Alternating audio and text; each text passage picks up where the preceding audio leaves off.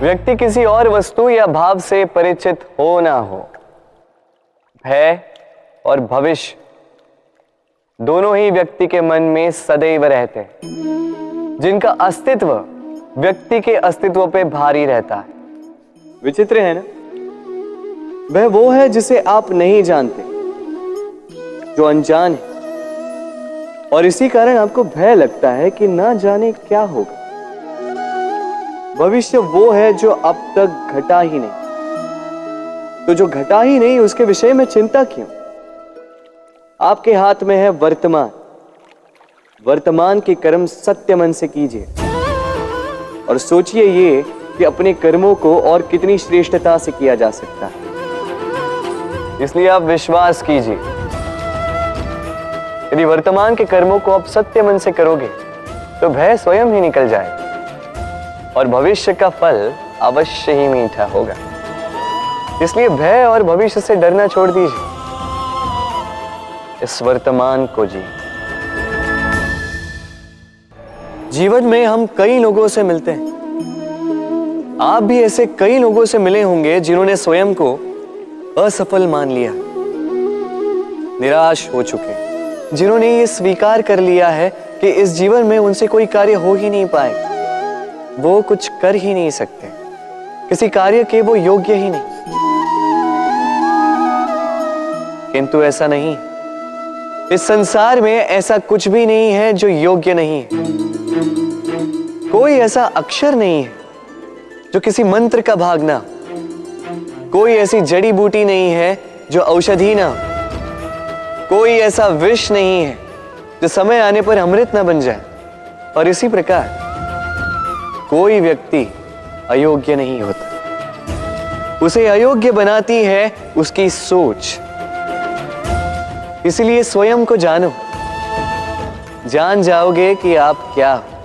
अपने अंतर मन को जगाएं।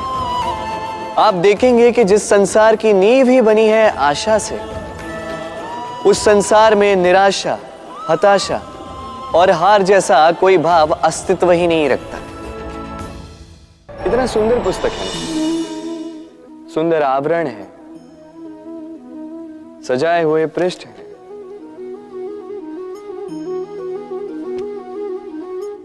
किंतु क्या ये सत्य में अद्भुत पुस्तक कहलाने की पात्र है? क्या इसमें जो लिखा है वो सत्य है, प्रेरणादायी है, हमारे लिए मूल्यवान है? कैसे निश्चय लिया जाए इस बात का? अब आप सोचेंगे कि सीधी सी बात है, आवरण को देख के पुस्तक की गुणवत्ता कैसे जानी जा सकती? इसके लिए तो आपको उसे पढ़ना होगा, उसे समझना होगा, समय देना होगा, है ना? बिल्कुल उचित सोच रहे हैं आप। बस आश्चर्य की बात यह है कि पुस्तक के विषय में आप ये सारी बातें जानते हैं, किंतु किसी व्यक्ति के विषय में आप ये सारी बातें मन में नहीं लाते। व्यक्ति का मूल्यांकन भी उसके वस्त्रों से, उसके शारीरिक रूप से या उसकी सुंदरता से नहीं किया जा सकता। उसके लिए आपको उस व्यक्ति को पढ़ना होगा, उसे समझना होगा, उसे समय देना होगा। पर हम क्या करते हैं? पहनावे, रंग, सुंदरता को देखकर आकर्षित हो जाते हैं, उसे प्रेम समझ बैठते हैं और आए दिन कोई ना कोई ये कहते सुनाई देता है कि उसकी प्रेम कहानी सफल नहीं हो पाई, उसे छल मिला। किंतु इसमें दोष किसी और का नहीं, स्वयं आपका है। आपने उस व्यक्ति को समय नहीं दिया, आपने उस व्यक्ति के विचार नहीं परखे। प्रेम 2 क्षण में बनने वाला पकवान नहीं है, इसका स्वाद चखने के लिए आपको जीवन भर का समय देना पड़ेगा। तो समय दीजिए, एक दूसरे के रूप से नहीं, आत्मा से जुड़ी, निश्चित ही मन प्रसन्नता से कह उठेगा, राधे राधे। हम में ऐसा कोई नहीं होगा जिसने वृक्षों को ना देखा, वृक्षों पे इन पक्षियों को ना देखा, इनके घोंसलों को ना देखा, इन पक्षियों को अपने छोटे छोटे बच्चों को भोजन कराते ना देखा। संसार का सबसे ममत्व वाला दृश्य होता है। चिड़िया दूर से अपने चोंच में दाना भरकर लाती, स्वयं भोजन करने में असक्षम संतान की चोंच में डालती है, स्वयं भूखी रहकर निस्वार्थ निश्चलता से। और जब संतान के पंख निकल आते हैं, वो उसे उड़ना सिखाती और उसके पश्चात उसे स्वतंत्र कर देती है अपना जीवन जीने के लिए, इस आकाश में उड़ान भरने के लिए। और हम मनुष्य क्या करते हैं? जिस संतान को हम पंछी की भांति पालते हैं, उसके पंख निकलते ही हम उसे बांध देते हैं, ये सोच के कि कहीं वो दूर उड़कर न चली जाए। ऐसा नहीं कि इस स्थिति में माता पिता को संतान से प्रेम नहीं है, अवश्य है, किंतु इसमें प्रेम पर मोह भारी पड़ जाता है, जो स्वयं अपने और संतान के भविष्य के बीच में बाधा बन जाता है। हम ये भूल जाते हैं कि हम केवल जन्मदाता है, भाग्य विधाता नहीं। तो जब प्रेम में मोह आ जाए तो वो प्रेम नहीं, स्वार्थ बन जाता है। इसलिए प्रेम को पास रखिए और मोह को दूर, क्योंकि जिससे प्रेम करते हैं उसका विकास नहीं रोका करते।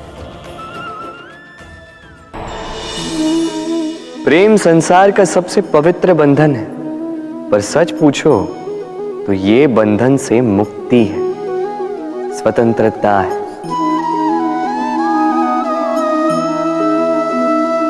नहीं समझे? समझाता हूं।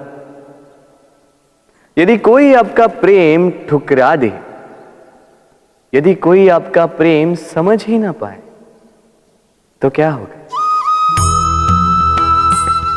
कुछ उदास हो जाएंगे, कुछ छल करके प्रेम पाना चाहेंगे, तो कुछ बलपूर्वक प्रेम पर अधिकार करना चाहेंगे। किंतु यह आवश्यक नहीं कि जिससे आप प्रेम करते हो उसे भी आपसे प्रेम है, क्योंकि प्रेम कोई वस्तु नहीं है, न राज्य है न धन जिसे आप बल से अपने वश में कर सको। प्रेम वो शक्ति है जो आपके लिए हर बंधन तोड़ सकती है, किंतु स्वयं किसी बंधन में नहीं फंसती। तो जिससे भी आप प्रेम करते हो उसे स्वतंत्र छोड़ दीजिए, क्योंकि स्वतंत्रता ही वो भाव है जो जीव को सबसे अधिक प्रिय है। प्रेम सच्चा होगा तो उसे अवश्य समझ में आए। तब तक के लिए निस्वार्थ भाव से प्रेम कीजिए, स्वार्थ हट जाएगा तो प्रेम आ ही जाएगा और मन प्रसन्न होकर बोलेगा, राधे राधे। जब भी प्रेम की बात आती है, हम सबसे पहले मन में एक नायक और एक नायिका का चित्रण कर लेते हैं। क्यों? आपके साथ भी यही होता है ना? पर क्या प्रेम केवल नायक नायिका के आकर्षण का बंधन है? नहीं, प्रेम तो परिवार से हो सकता है, माता पिता भाई बहन से हो सकता है, सखा मित्रों से हो सकता है, देश और जन्मभूमि के लिए हो सकता है, मानवता के लिए हो सकता है, किसी कला के लिए हो सकता है, इस प्रकृति के लिए हो सकता है। पर प्रेम कभी उस पन्ने पर लिखा ही नहीं जा सकता जिस पर पहले ही बहुत कुछ लिखा हो। जैसे एक भरी मटकी में और पानी आ ही नहीं सकता।